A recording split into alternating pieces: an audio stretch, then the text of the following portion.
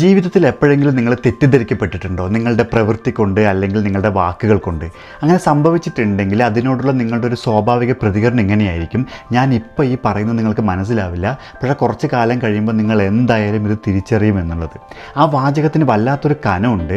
അതെന്താണെന്ന് ചോദിച്ചാൽ, ഏത് കാര്യത്തെക്കുറിച്ചാണോ നിങ്ങൾ തെറ്റിദ്ധരിക്കപ്പെട്ടത് അതിനെക്കുറിച്ച് നിങ്ങൾക്ക് വല്ലാത്തൊരു നോളേജ് ഉണ്ടാവും, അതിൻ്റെ പുറത്ത് നിങ്ങൾക്ക് കോൺഫിഡൻസ് ഉണ്ടാവും. കൂടാതെ അതിൻ്റെ പാറ്റേൺസ് നിങ്ങൾക്ക് ഇങ്ങനെ വായിക്കാൻ പറ്റും. അതായത് ഇതിപ്പോൾ ഇവിടെയാണുള്ളത്, കുറച്ച് കഴിയുമ്പോൾ ഇതിങ്ങനെ ആവും, ഇതിങ്ങനെ തന്നെ പോവുകയാണെങ്കിൽ ഭാവിയിൽ ഇതിൽ നിന്ന് കിട്ടുന്ന റിസൾട്ട് ഇതായിരിക്കുമെന്ന് നിങ്ങൾക്ക് ഇന്ന് ഇവിടെ നിന്ന് മുൻകൂട്ടി കാണാൻ പറ്റും.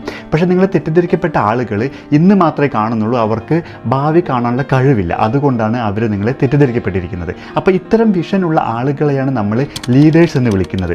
വേറൊരു രീതിയിൽ പറഞ്ഞാൽ, ഒരു ലീഡർ ആയിരിക്കുക എന്നതിനർത്ഥം തൽക്കാലത്തേക്ക് തെറ്റിദ്ധരിക്കപ്പെടാൻ തയ്യാറായിരിക്കുക എന്നത് കൂടിയാണ്. Be comfortable being misunderstood temporarily. അപ്പോൾ അങ്ങനെ ഒരു വിഷനുള്ള ആളാണ് നിങ്ങളെങ്കിൽ അത് ഫോളോ ചെയ്യുക. നിങ്ങൾ ഇപ്പോൾ തെറ്റിദ്ധരിക്കപ്പെട്ട ആളുകൾക്ക് നിങ്ങൾ ഒരു വിശദീകരണം കൊടുക്കേണ്ട ആവശ്യമില്ല. നിങ്ങളുടെ വിജയം അത് വിശദീകരിച്ചോളും.